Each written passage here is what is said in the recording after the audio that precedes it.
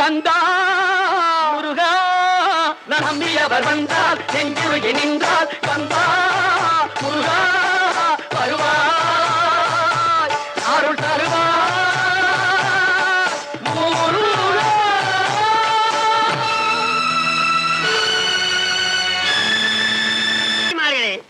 பெரியோர்களே, வள்ளியம்மையை திருடன் துரத்திய பொழுது விளக்கணுங்க எப்படி? மின்சார கோளாரா?